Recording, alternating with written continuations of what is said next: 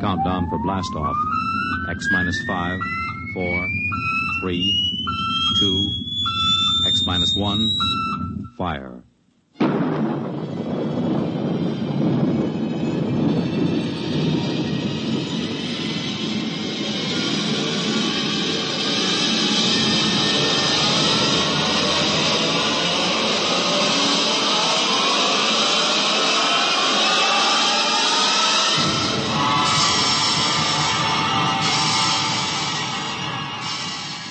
From the far horizons of the unknown come transcribed tales of new dimensions in time and space. These are stories of the future, adventures in which you'll live in a million could-be years on 1,000 maybe worlds. The National Broadcasting Company, in cooperation with Street and Smith, publishers of Astounding Science Fiction, presents X minus 1.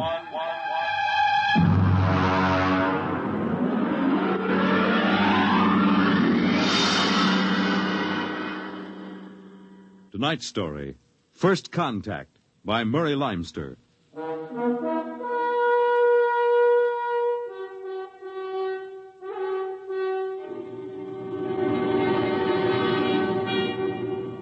They had been in space 6 months now, moving with the incredibly faster-than-light speed of the overdrive. In 6 months, they had gone from Earth outward and outward to the crab-like nebula with the twin stars. A routine flight of exploration and scientific research. Solid object about 90,000 miles away, sir. Located, Dort. Exactly. Identify it. A small object, sir. Captain, I've never seen anything like this before. Whatever it is out there is coming toward us at an incredible speed and retreating to zero just as rapidly. What's the mass of the object, Dort? Well, it varies with the distance from us, sir. Step up the scanners. Nothing, sir. Absolutely nothing shows out there. And yet there must be something. Those alarms are foolproof. Action stations, man all weapons. Condition of extreme alert in all departments immediately. Captain, what is it? Dort, I ran into the same thing once before on the Earth-Mars run. We were being located by another ship, and their locator beam was the same frequency as ours. Every time it hit, it registered as something solid and monstrous. But, Captain, we're the only Earth ship in 18 light years around. How? I didn't say it was another Earth ship out there, Dort. Another race? That's right. There's a spaceship out there, all right. But it's not manned by human beings.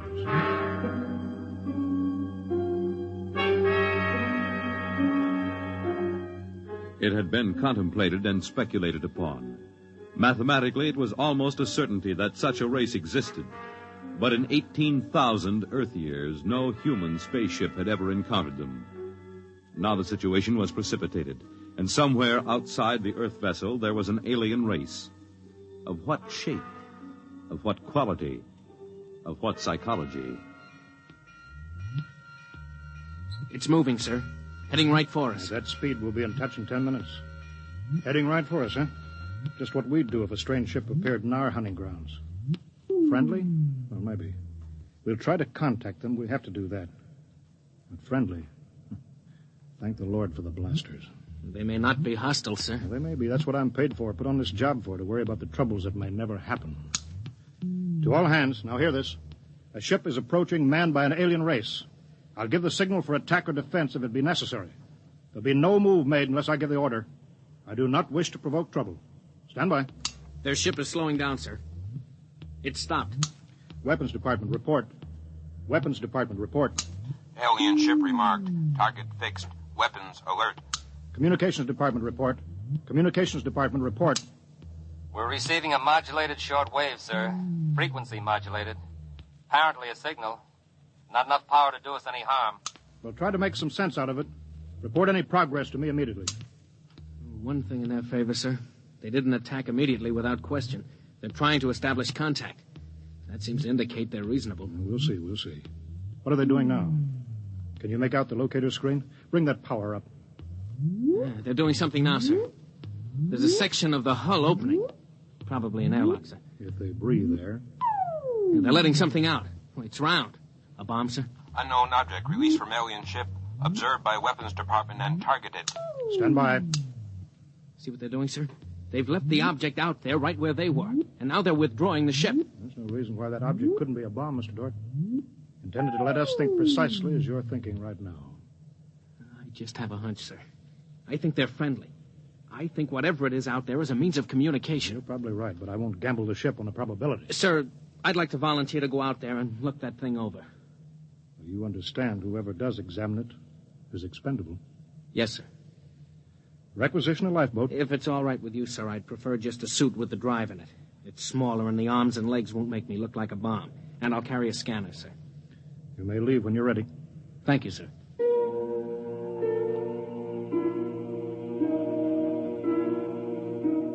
I'm all ready. Clear the lock and let me out.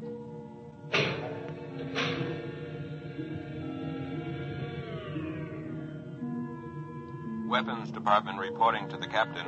Mr. Dort located. Mr. Dort is targeted. Stand by.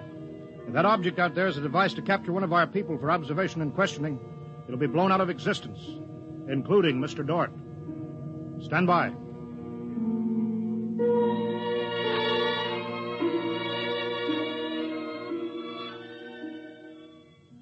Mr. Dort.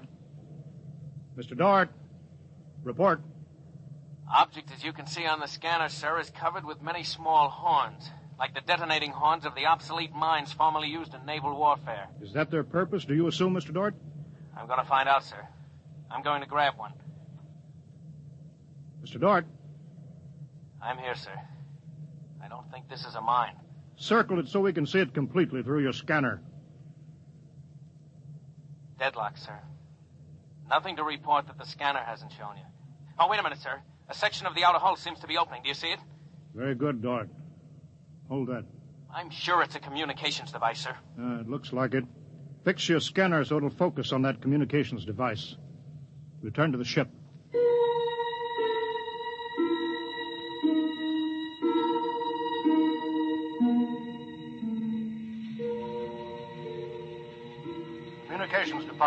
Communications Department. Progress report, please.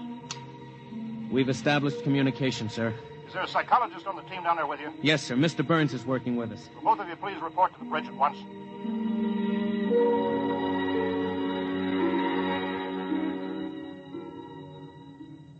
Oh, you look tired, Dort.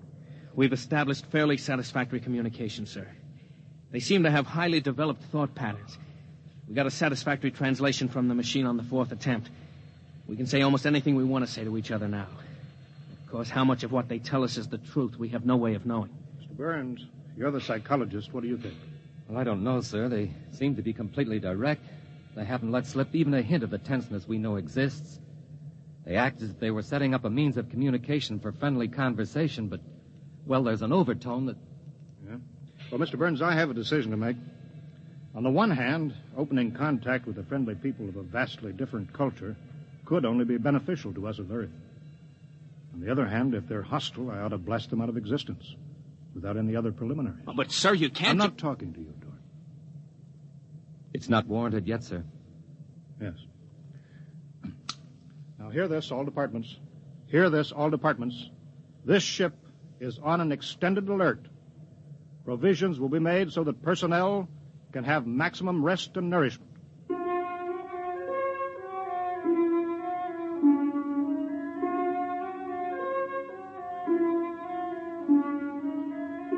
Communication continued by means of the artificial language set up arbitrarily between the Earthman and the aliens, decoded by the mechanical decoders. Dort disobeyed orders. He lived on powerful stimulants so that he could stay with the communications machine. Talking to the aliens. Other people.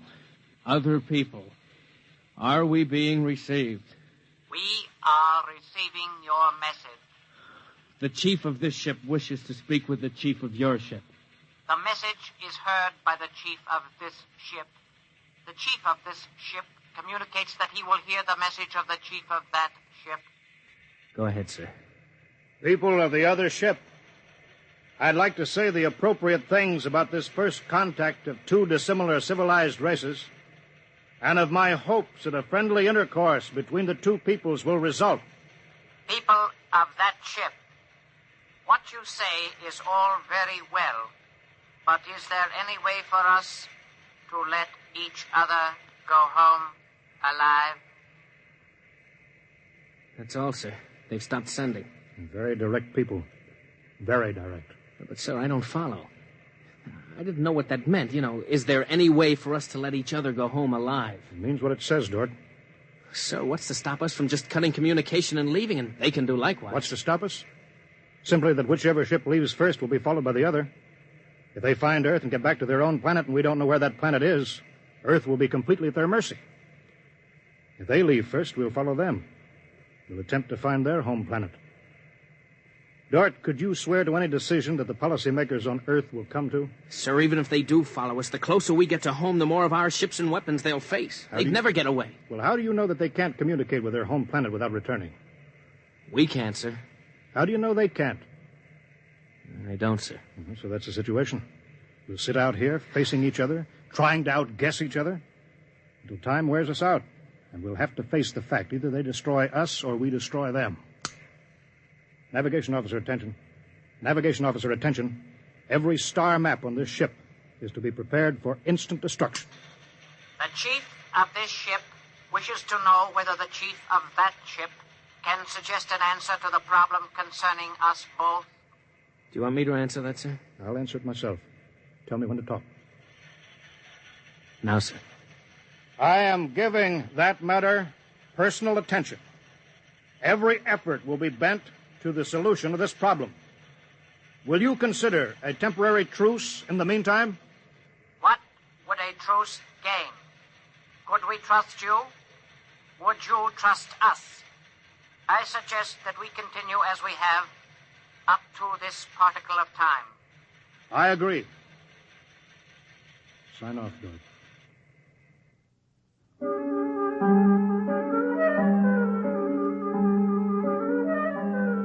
Weeks went by, and during the weeks, the exchange of information continued without let-up. What particle of time are the people on that ship at? The resting time. All rest except myself and others on alert duty. Same on this ship.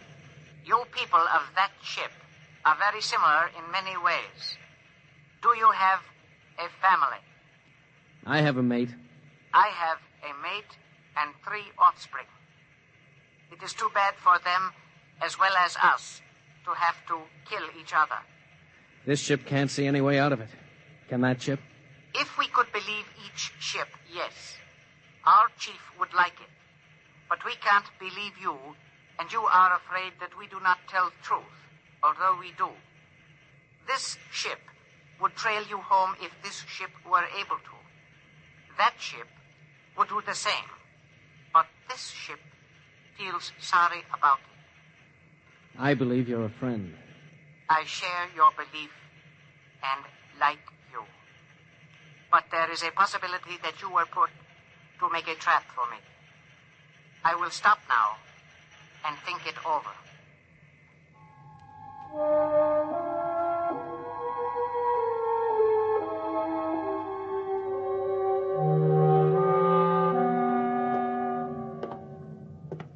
Just sit down, Dort. Control yourself. We're all under tension. Doesn't do any good to pace like some caged animal.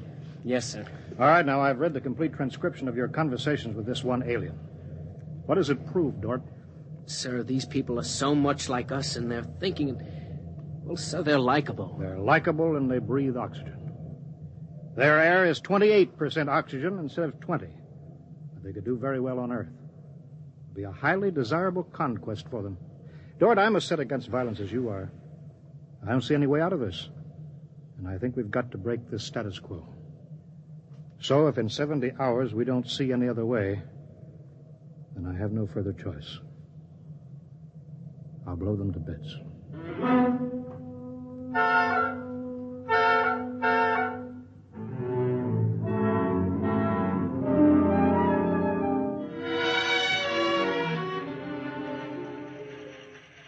Will that ship receive communications?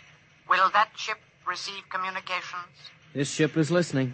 It seems to me better to communicate than to sit by the machine silently.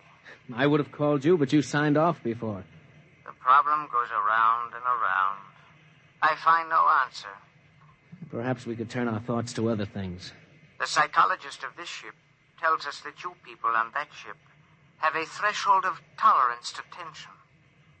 He tells us that you will be forced to take one action or another in a period of less than 100 time particles.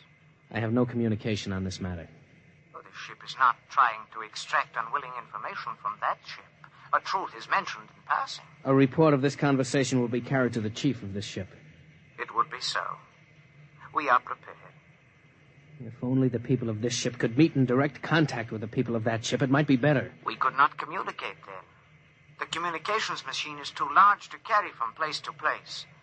In direct contact, the peoples of the two ships would be further apart than now. That's true. I am sad. Much that is pleasant has passed between us. I am sad, too. We are not yet ready for each other. We are not yet ready for each other. It's hard, isn't it, Doc? Well, Captain, I'm sorry. I didn't know you were here, sir. I've been here for quite a while. Eavesdropping, I'm afraid. It's all right, sir. Nothing can be personal in a situation like this. Yeah, that's right. How long is 100 time particles, Dort? Pardon, sir? That reference he made to us not being able to stand tension is interesting. Their psychologists seem to make more out of us than we do out of them, don't they? Yes, sir. They hit the nail right on the head. Yes, they did. I think, Dort, we'll just have to push our timetable up a bit. No further communication with the aliens under any circumstances. That's clear, isn't it? Yes, sir. Sir, if they know so much about our psychology, isn't it possible that remark was intended to make us act more quickly? Probable, Dort. Probable. Well, why would they do that, sir? Why? You tell me why, Dort. All of a sudden, I have an idea, sir. It's crazy. It doesn't matter how crazy. I'll listen to it. Sir, I think these people are playing some kind of a joke on us. Joke? A joke, Dort? Yes, sir. Over and over again, I've noticed what I think is a sense of humor. A highly developed sense of humor. Do you recall when we went to all the trouble to set up a fictitious star map and then they just sent us back a mirror image of the same one? I think somehow they're playing a joke on us. Well, maybe you're right. In which case, you've seen practical jokers, Dort. Their jokes aren't always funny. Sometimes they hurt people.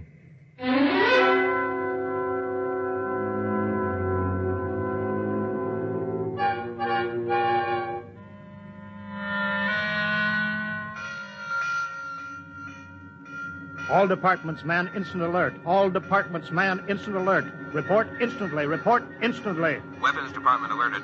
Target, the enemy ship. On target, sir. Stand by. Fire!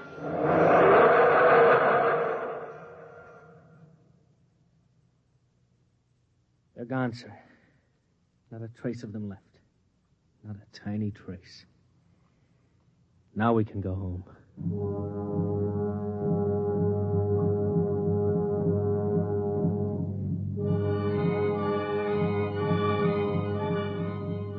Communications to Captain. Communications to Captain. Report. Sir, I'm picking up new signals. Same frequency as the original alien signals. That's impossible. That ship was destroyed. I'm receiving signals, sir. Set the machine up. We'll be down there in a minute. Mr. Dort, come with me, please.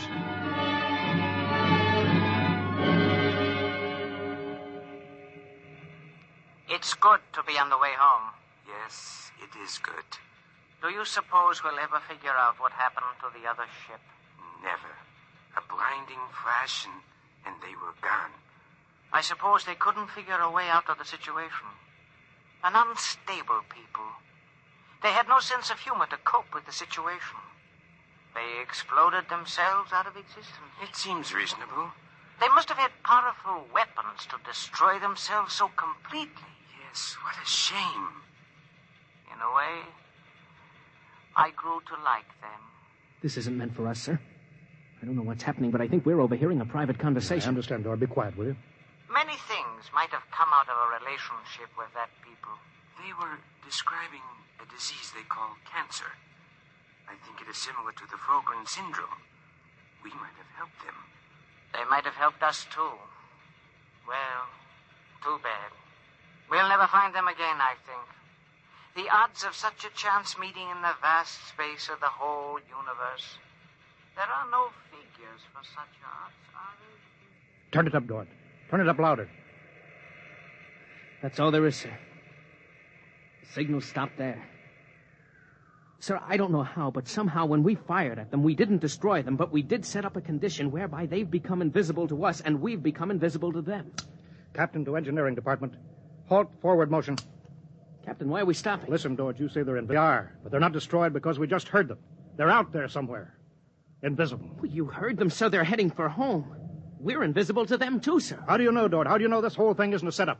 Well, suppose that's true, Captain. You heard their conversation. They weren't talking like any monstrous people. They seemed decent and warm, just as decent and warm as we are. How do you know this conversation wasn't planned, deliberately set up for us to hear? How do you know that, Dort?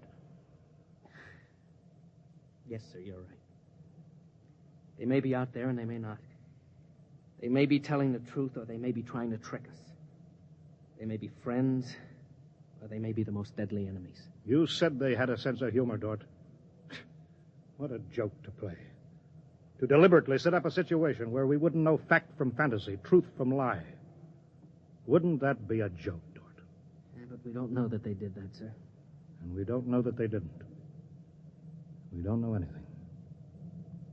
Sir, does that mean we never go home again? I don't know. I have to think about it. I have to think about it.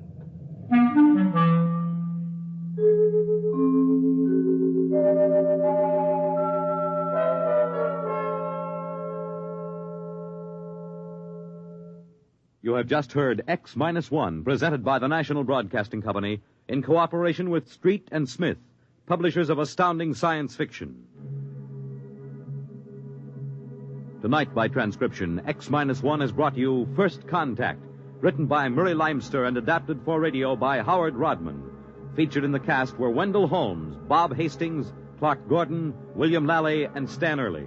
Your announcer, Fred Collins. X-1 was directed by Daniel Sutter and is an NBC Radio Network production.